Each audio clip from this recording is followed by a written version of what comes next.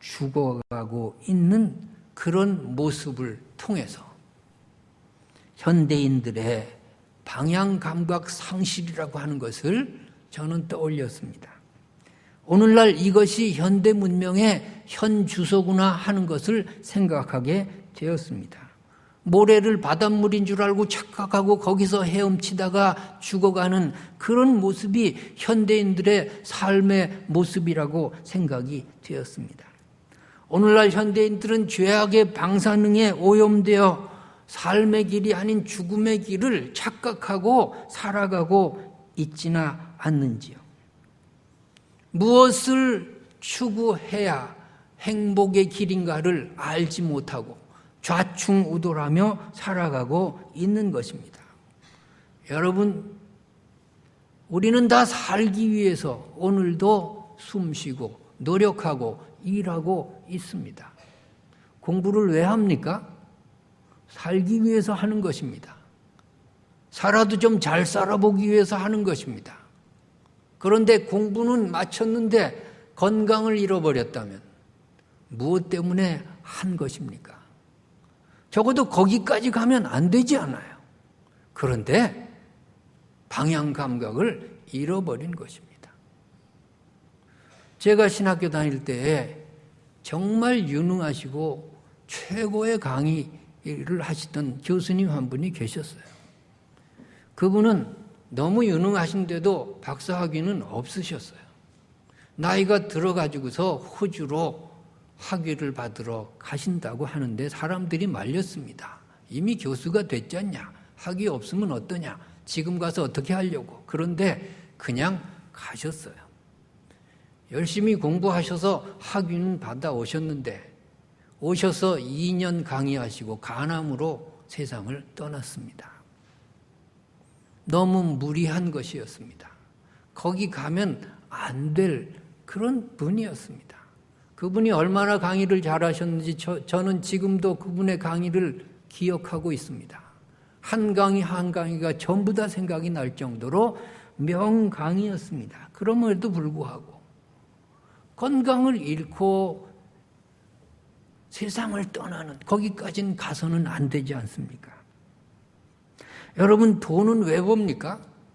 잘 살기 위해서 버는 겁니다. 인간답게 살기 위해서 버는 것입니다. 그런데 돈은 많이 벌었어요. 그런데 돈 버는 과정에서 죄를 많이 졌어요. 양심의 가책이 될 만한 일이 자기도 생각이 나요. 하나님이 너 이놈 하시는 것 같아요. 그러면 그것은 방향 감각을 잃은 것이 아니겠습니까? 제가 유럽에 있을 때 무슨 한인연합회 회장 한 분 윤아묵의 기억이 납니다. 돈도 있고 재력도 있고 권력도 있고 사람 모으는데 달인입니다. 그런데 그 사람 없을 때 한인들 90%가 저 도둑놈 윤아묵의 저 도둑놈. 여러분, 그 인생은 뭘까요? 그 인생은 뭐냐고요? 방향 감각이 없어요. 그렇게 살면 안 되는 거 아니지 않습니까? 돈 있으면 뭐합니까? 죄를 져가면서까지 돈을 벌 필요는 없는 것 아니겠습니까? 그럼에도 불구하고 돈하며 현대인들은 살아가고 있습니다. 결혼은 왜 합니까? 살기 위해서 하는 거예요. 행복하게 살기 위해서 하는 거예요. 그런데 그 길이 그만 지옥 같은 생활이 연결될 줄은 모르는 것입니다. 여러분, 이것저것 다 질문이 많지만 우리 마지막 질문을 해봅시다. 예수를 왜 믿습니까? 살기 위해서 믿는 것입니다. 더 세상 사람보다 더 훌륭하게 살기 위해서 믿는 것입니다. 영원히 살기 위해서 믿는 것입니다. 그래서 우리가 예수를 믿으면서 듣는 말이 있어요. 영생이라는 말이 있고 천국이라는 말이 있고 사랑이 있고 축복이 있고 행복이 있어요. 여러분, 그 언어대로 지금 되어가고 있습니까? 여러분의 생활은 정말로 천국 같나요? 여러분의 신앙생활, 교회생활이 정말 영생을 얻은 그런 축복과 사랑의 생활인가요? 생각해 보시기 바랍니다. 오늘날 우리의 영혼들이 죄라고 하는 방사성에 오염돼 가지고 예배를 드려도 안 드리는 것과 방불하고 교회에 나와도 안 나온 사람하고 똑같이 산다면, 그렇다면 우리는 방향 감각을 잃은 신앙인들이 아니겠습니까? 예수 믿으면서도 왜 행복하지 못합니까? 세상에 근심 염려가 조금이라도 오면 왜 우리는 흔들리나요? 교회 나오면서도 왜 땅의 것만 추구합니까? 신령한 모습이 왜 10년을 믿고 20년을 믿어도 하나도 보이지 않나요? 방향 감각을 잃어버린 우리의 모습 아닌가요? 예배를 드리고 말씀을 들었는데도 왜 하나도 실천하지 않습니까? 왜 사랑의 마음도 없고 언어도 없는 것입니까? 우리 모두가 죄라는 방사능에 오염되어 있습니다. 그래서 하나님의 뜻에 대한 방향 감각을 상실해 버린 것입니다. 죄의 방사능에 오염된 채 살아가니까 할 일과 하지 말아야 될 일을 구분하지도 못하는 것입니다. 할 말과 하지 말아야 될 말도 구분이 안 되는 것입니다. 가야 될 곳과 가지 말아야 될 곳이 판단이 안 서는 것입니다. 마음에 담아두어야 될 생각과 버려야 될 생각이 뒤엉켜서 엉망이 되어버리고 있는 것입니다. 교회에 매일 나오지만 마당만 밟고 아무런 자기 자신의 향상이 없는 것입니다. 그 결과 어떻게 된 것입니까? 하나님에 대한 방향 감각을 죄라는 방사능 때문에 상실해버린 채 우리는 신앙생활하고 있는 것이 아니겠습니까? 교회에 나오는 목적은 무엇일까요? 오늘 예루살렘 교회의 모습은 날마다 성전에 모여서 사도들의 가르침을 받았다고 했습니다. 교회는 말씀 들으러 나오는 것입니다. 교회는 예배 드리러 나오는 것입니다. 예배가 목적인 교회 생활이 되시기 바랍니다. 여러분이 왜 이 자리에 앉아 있나요? 예배 이외에 다른 어떤 것이 목적이 되었습니까? 예배 후에 그 어떤 다른 일이 여러분의 목적인 것입니까? 예배에 하나님이 보이지 않고 사람이 보이고 있습니까? 다 방향 감각을 상실한 채 신앙생활하고 있는 것이 아닐까요? 여러분, 오로지 내가 교회에 나오는 목적이 예배 드리는 자로 나오시기 바랍니다. 날마다 마음을 같이하고 성전에 모여서 사도들의 가르침을 받았던 초대교회의 모습이 회복되시기를 바랍니다. 예배가 목적이고 하나님만 예배 시간에 보인다면, 그리고 그 말씀으로 내가 성령 충만해서 은혜를 받았다면, 사람들이 주는 상처에 왜 내가 상처를 받습니까? 하나님이 살아계시고 하나님만 쳐다봤다면 왜 사람 때문에 내가 상처받습니까? 그것은 방향 감각을 상실한 채 예배 드리지 않은 결과인 것입니다. 하나님께 은혜 받고 하나님의 사랑을 듬뿍 받았다면 왜 사람을 사랑하지 못합니까?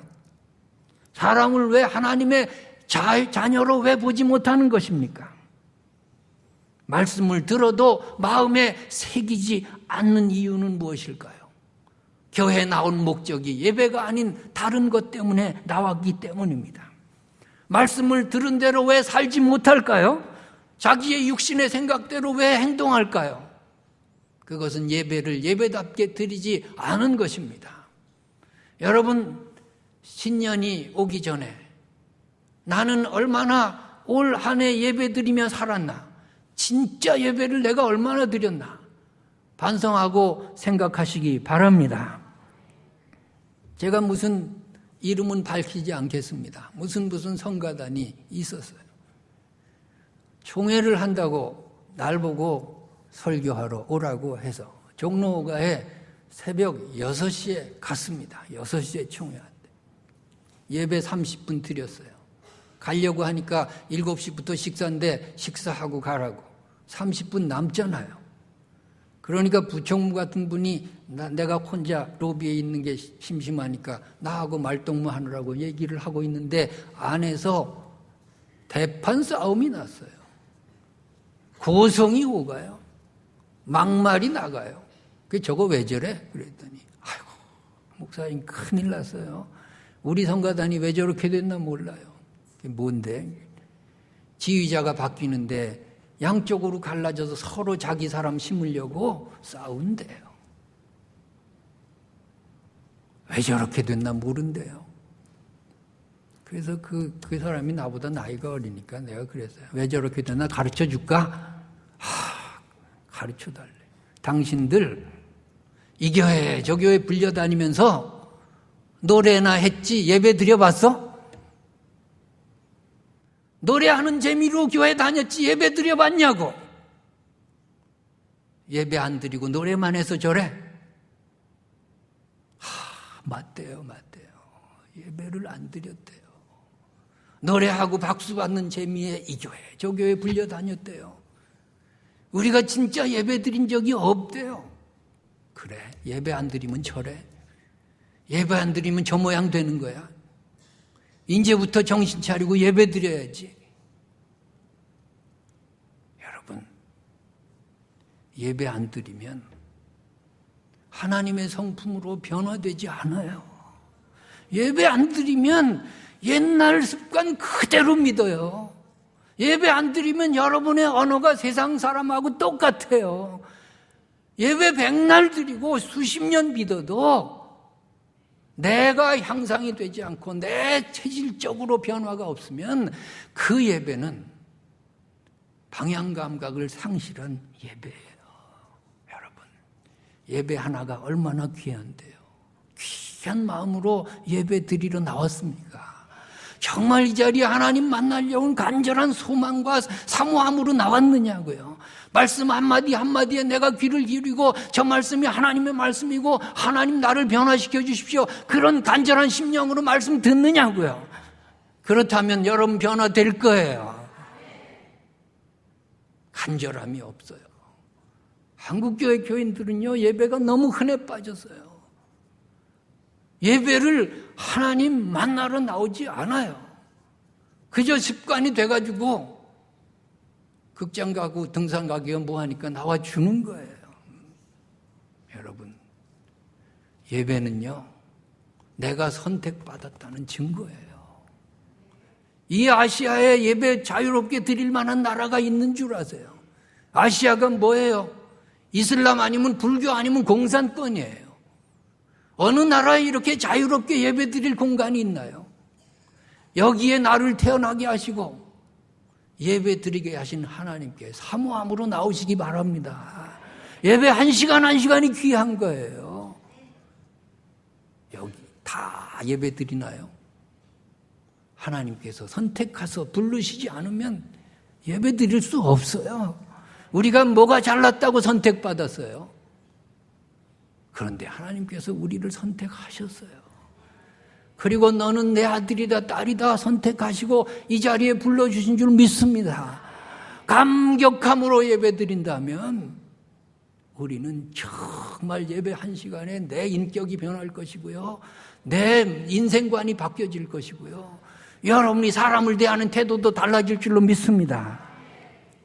제 동기 목사님 한 분이 미얀마에서 옛날에 가나안 농군학교를 만든 분이 계십니다. 가나안 농군학교 시작한 지 1년 뒤에 가봤더니 정말 황무지가 옥토로 변했어요. 그런데 그 미얀마에 호주 사람 하나가 출장 왔는데 예배 드릴 곳이 없어요. 기도하는데 예배 드릴 장소가 다 불교 국가니까. 그 기도했더니 하나님 예배 드릴 곳을 좀 주십시오. 그런데 어느 날 임지를 옮겨서 다른 도시로 갔더니 그때부터 새벽마다 찬송 소리가 들리더래요. 이 소리가 어디서 나는지를 모르는 거예요. 그 가나안 농군학교에서 들리는 새벽 기상 음악 소리를 찬송가 복음성가를 틀어줬대요. 그 경찰이 와서 이거 무슨 노래냐 그러면 우리나라 유행가라고 그래가지고 넘어갔대요. 거기 가보니까 십자가가 7개나 있어요. 국기 개양대에다 하나씩 걷어요. 이거 왜 이렇게 했냐 그러니까 이거 바람이 세가지고 이렇게 안 하면 안 된다고. 그렇게 해서 십자가를 만들어 놨어요. 며칠을 고생해가지고 이 호주 사람이 거기를 찾아왔대요. 그리고서는 감격해가지고 하나님이 내 기도 들어줬다고, 이곳에서 이런 데가 있는 줄 몰랐다고, 하루 종일 기도하고 하루 종일 찬송하고 하루 종일 예배드리고 그러고 갔답니다. 여러분, 단 한 번만이라도 예배에 갈급해 본 적 있습니까? 단 한 번만이라도 이 자리가 너무너무 소중하고 하나님을 정말 만난 경험이 있습니까? 하나님의 말씀으로 귀에 말씀이 들어온 적이 있습니까? 하나님에 대한 방향 감각을 회복하시기 바랍니다. 그래서 교회에 나오는 목적이 정말 예배에 집중되고, 그 예배가 나를 변화시키고, 그 예배로 말미암아 내가 하나님의 사람이 되어가고, 사람을 만날 때 하나님의 심정으로 만나는 그런 변화된 크리스찬들이 될 수 있기를 바랍니다. 우리가 죄의 방사능에 오염되면 이웃에 대한 방향 감각을 상실하는 것입니다. 여러분, 초대교회는, 예루살렘 교회는 서로 교제하고 떡을 떼고 기쁨과 순전한 마음으로 사랑했던 교회였습니다. 그런 모습이 우리 교회, 한국 교회에 있는지 살펴봐야 되겠습니다. 방향 감각을 똑바로 찾고 하나님의 마음으로 옆 사람을 보면 모두가 내 형제요 자매인 것입니다. 그런데 방향 감각을 잃어버리고 나 중심으로 오염된 눈으로 옆 사람을 보면 내 편과 내 편이 갈라지는 것입니다. 나 중심적으로 예수 믿겠습니까? 내가 행복하면 그만입니까? 내가 말상되고 친구가 있으면 그 다음에는 교제가 끝난 것입니까? 이 교회에 아무도 돌봐주지 않고 말 걸 친구도 없는 어떤 사람이 있을지 모릅니다. 예배 중이나 식사 중에 자리에 앉아있기가 어색하고 불편한 어떤 사람이 있을지도 모르겠습니다. 그런 사람들 부지런히 살피고 그런 사람들의 친구가 되어주고 말동무가 되어주는 것이, 그것이 이웃에 대한 방향 감각 아닐까요? 우리가 누구에 대해서는 그렇게 친절한 웃음을 보내면서 또 누구에 대해서는 찬바람이 쌩쌩 도는 그런 눈빛으로 이 한 해를 마무리해야 되겠습니까? 그렇게 해서 사랑하기가 힘들고 용서하기가 힘들다면 방향 감각을 잃어버린 신앙이 아니겠습니까?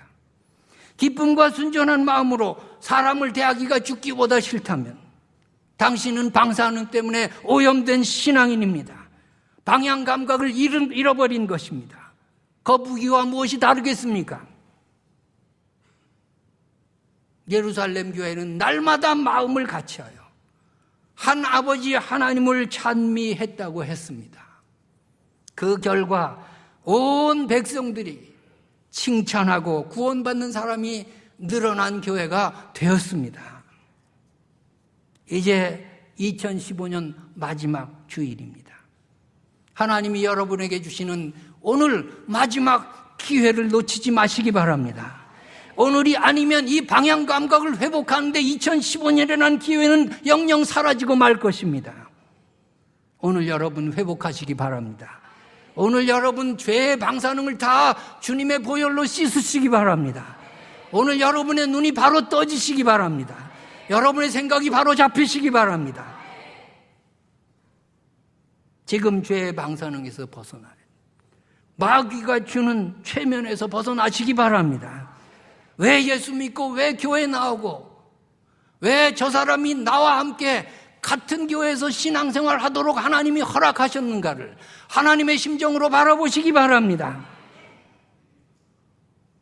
내 모습 이대로 세상 사람들은 나를 예수 믿는 사람으로 칭찬할까 반성하시기 바랍니다. 오늘 우리 교회는 믿지 않는 사람들이 박수 보내고 칭찬할 만한, 그래서 이 교회에 몰려들 만한 그런 기쁨과 순전함이 있나 반성하시기 바랍니다.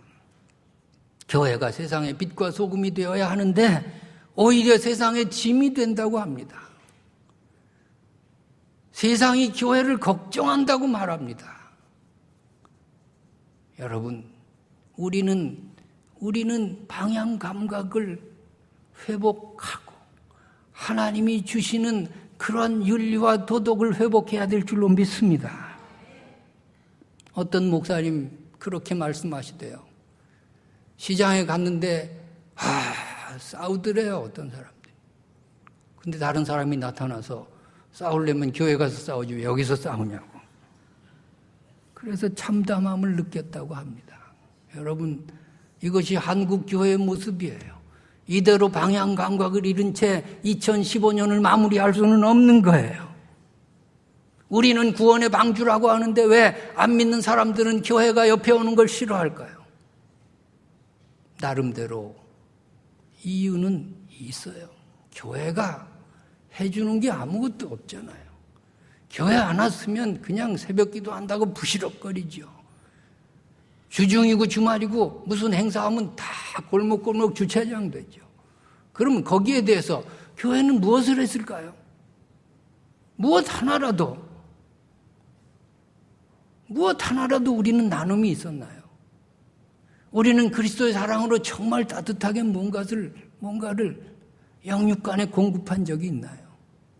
제가 어느 교회 임직식의 순서를 맡아가지고 갔는데 차 댈 곳이 없어요. 그 바로 앞에 연립주택이 있는데 그쪽으로 들렸더니 주민 하나가 나와서 막 뭐라 그래요. 나가라고. 거기 차 잠시 대도 그 사람 손에 날 게 아무것도 없어요. 교회에 대한 반감이에요. 여러분, 우리의 목적은 우리끼리 지지고 볶고 행복하게 사는 게 아니에요. 백성들에게 칭찬받는 교회, 이것이 우리의 목표라고 믿으시기 바랍니다.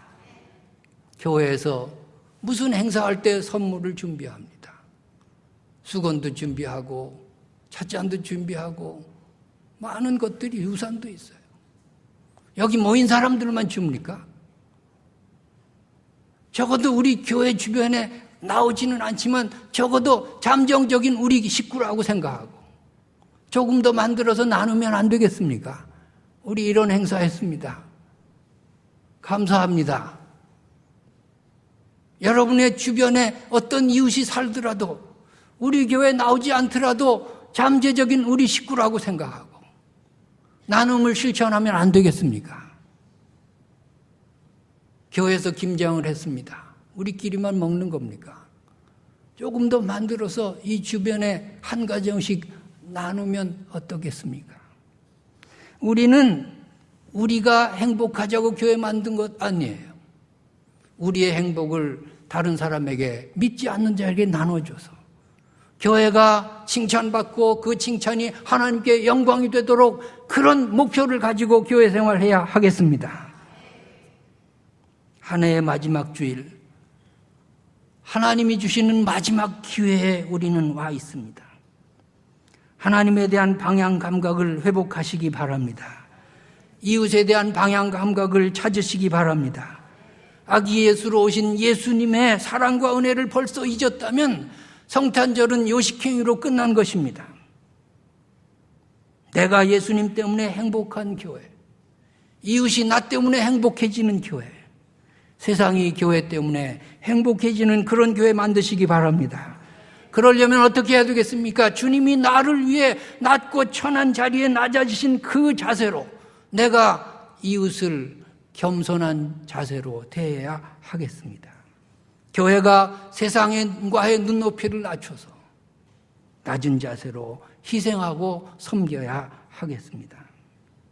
세상 사람들이 칭찬하는 교회, 세상 사람들에게 박수 받는 교회, 우리 모두가 서로 섬기고 서로 높여주고 서로 칭찬하고 주님의 사랑과 행복이 가득한 교회 만드시기 바랍니다. 교회에 나를 사랑해 줄 사람은 없어요. 우리는 세상 사람으로부터 이웃으로부터 사랑받을 생각하지 마세요. 주님이 사랑해 주셨잖아요. 그 사랑을 가지고 사랑을 나눠주시기 바랍니다. 우리를 위로할 사람은 세상에 없어요. 우리는 주님으로부터 위로를 너무 받았어요. 그 위로를 나눠주는 사명밖에 없는 줄로 믿습니다. 그런 자세로 우리는 한 해를 마무리하고 오늘 사랑하지 못했던 빚을 전부 다 갚으시기 바랍니다.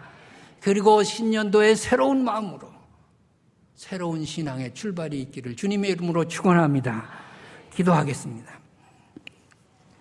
여러분 눈 감고 생각해 봅시다. 우리는 어떻게 1년을 보냈습니까? 하나님에 대해서 우리는 방향 감각이 있었나요? 우리의 예배는 진실로 예배였습니까? 우리는 이웃에 대해서 교제하고 떡을 떼고 기쁨과 순전한 마음으로 사랑했던 예루살렘 교인들처럼 대했나요? 이 시간 묵상하면서 우리의 잘못을 반성하고 새로운 결단을 해봅시다.